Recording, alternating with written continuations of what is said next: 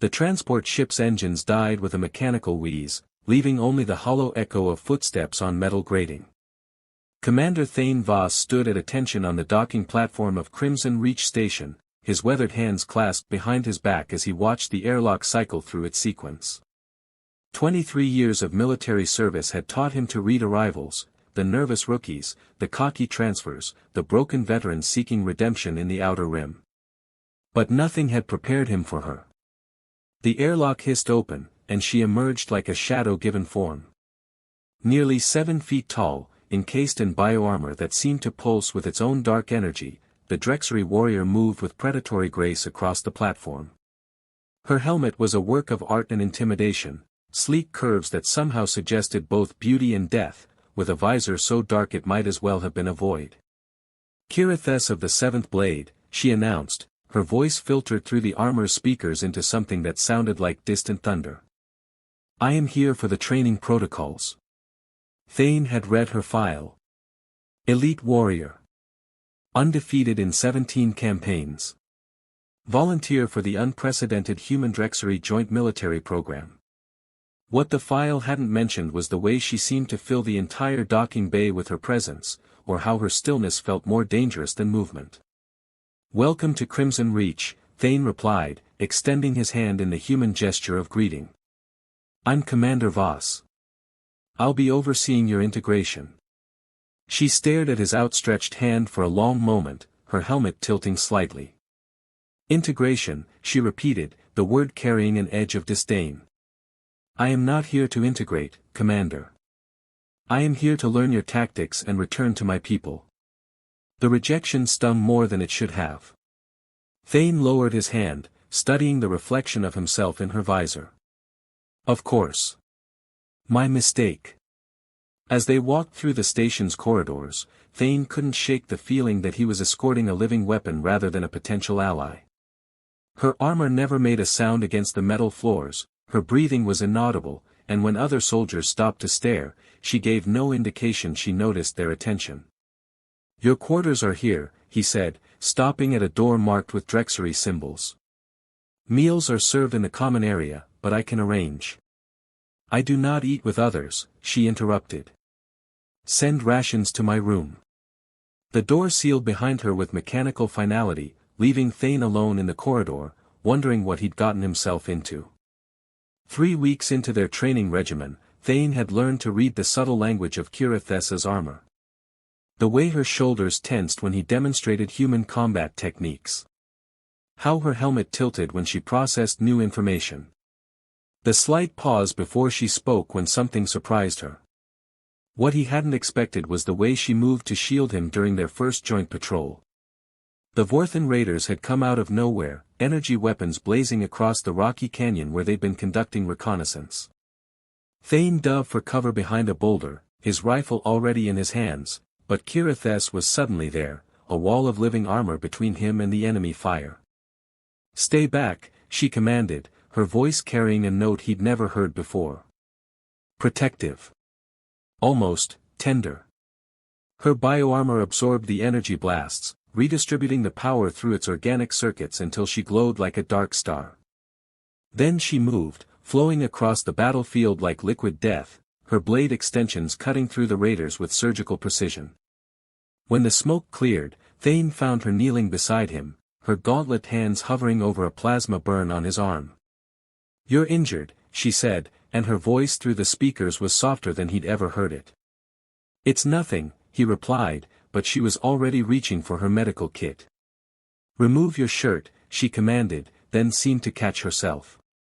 "The fabric is compromised. It must be cleaned properly." As she worked, Thane watched her hands, steady, gentle, precise. The bioarmor could have done the healing automatically, but she chose to tend to him manually, each touch lingering longer than necessary. "Why did you shield me?" he asked. "Your mission parameters don't include protecting human personnel." Her helmet went still. "I acted on instinct." "Drexery instinct?" A long pause. "No." That night, as they made camp in the canyon, Thane noticed she positioned herself between him and the open desert. When he stirred from sleep, he caught her watching him through that impenetrable visor. "Can't sleep?" he asked quietly. "I do not require much rest," she replied, but her voice carried an odd note. "Loneliness, perhaps." "Must get quiet in there," he said, gesturing to her armor. "All alone with your thoughts." She turned away from him, staring out at the stars. "Solitude is strength, Commander. My people have learned this truth through centuries of survival." "Maybe," Thane said, settling back against his pack. "But even the strongest walls need windows sometimes." In the morning, he woke to find her still watching over him, and for the first time, he wondered what color her eyes might be. The mission had gone sideways from the start. Intelligence reports about the abandoned mining facility had been wrong, the place crawled with automated defenses and booby traps. Now they were pinned down in a maintenance tunnel, emergency lighting casting harsh shadows across their faces. Well, across Thane's face. Kirithess remained an enigma behind her visor. "We should have withdrawn hours ago," she said, her voice tight with frustration. "Your human stubbornness will get us both killed."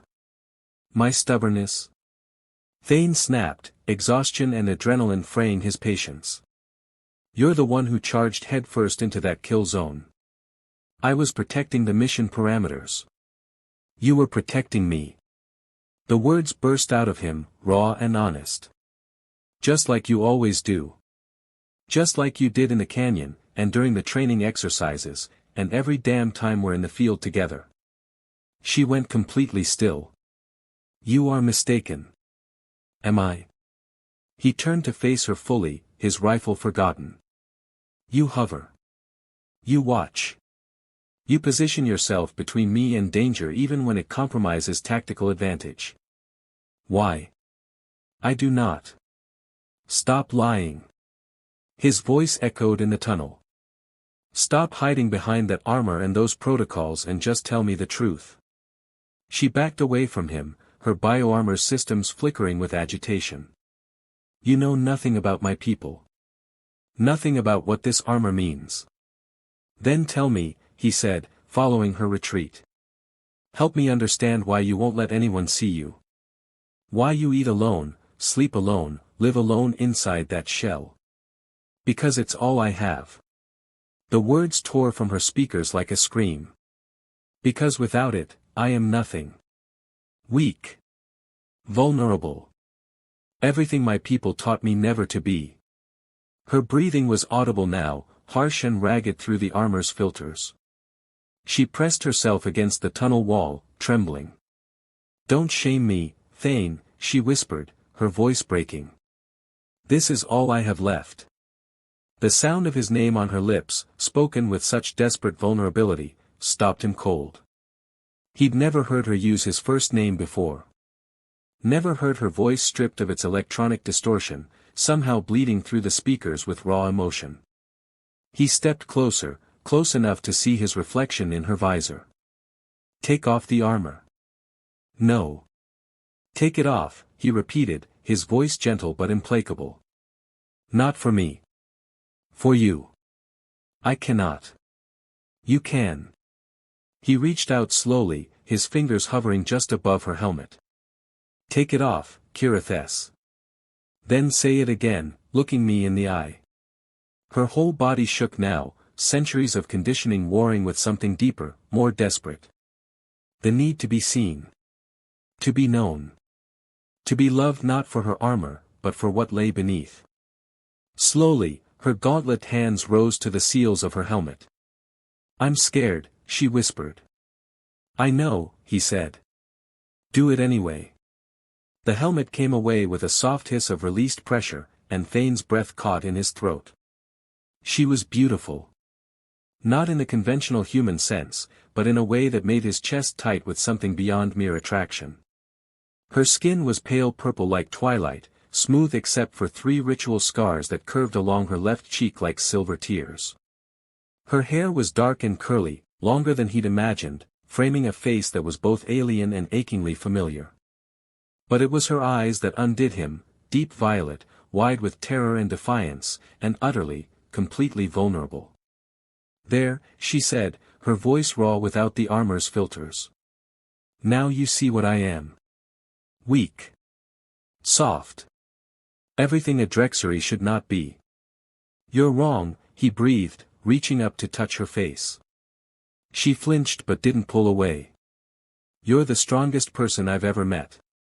I am afraid, she confessed, tears gathering in those violet eyes. Every day, I am afraid. Of failing. Of being seen as lesser. Of being cast out by my people for feeling things I should not feel. What things? He asked, though he thought he knew. This, she whispered, leaning into his touch. You. The way you make me want to be more than just a weapon. The way you see me even when I'm hidden. He pulled her closer, his hands tangling in her curls. Tell me about the scars. Her fingers traced the silver marks on her cheek. Punishment. For showing weakness as a child. For crying when others of my age group died in training. They marked me so I would never forget the cost of emotion. Bastards, he growled, but she shook her head. They thought they were protecting me. Making me strong. But all they did was teach me to hide. She looked up at him, her eyes bright with unshed tears. Until you. You make me want to be seen. When he kissed her, it was soft, reverent, a promise more than passion. She melted against him, her hands fisting in his shirt as if he might disappear. I've never.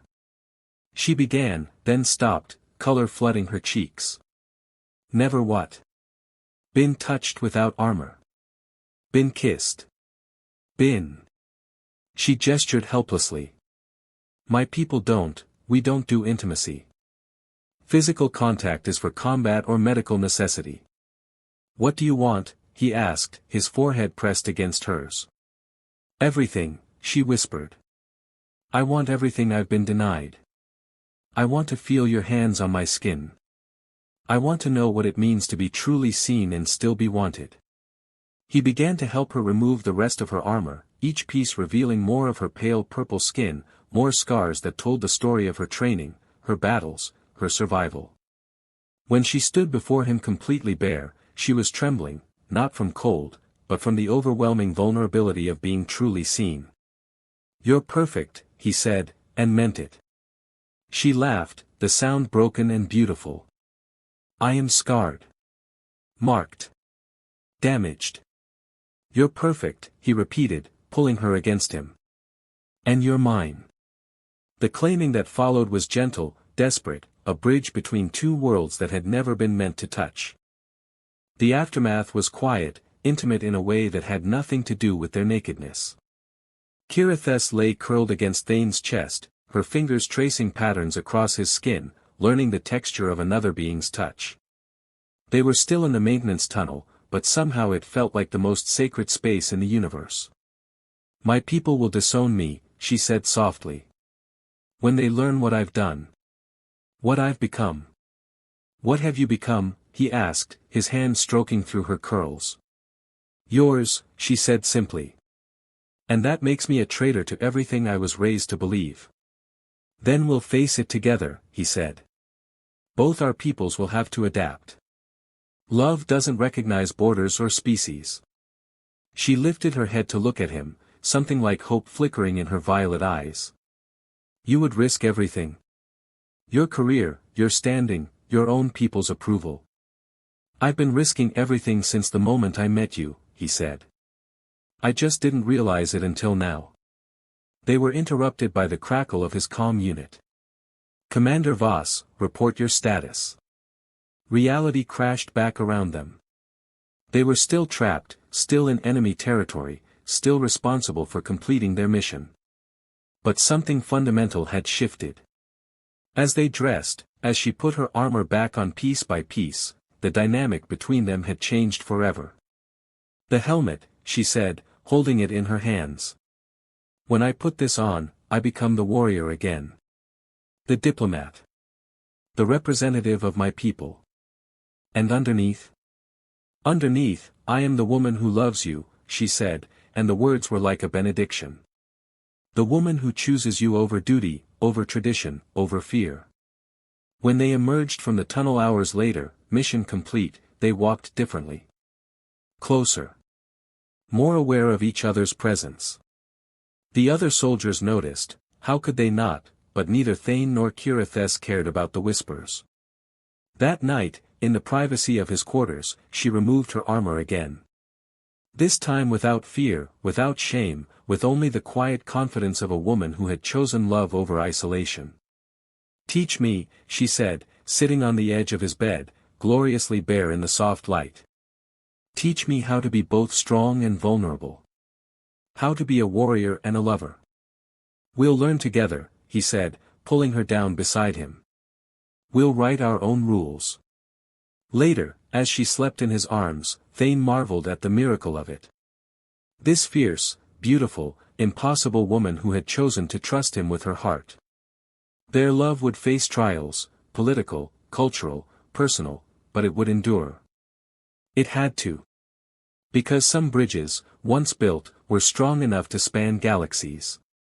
The pale purple skin of her shoulder gleamed in the starlight streaming through the viewport, and Thane pressed a kiss there, sealing a promise that would change the course of both their worlds.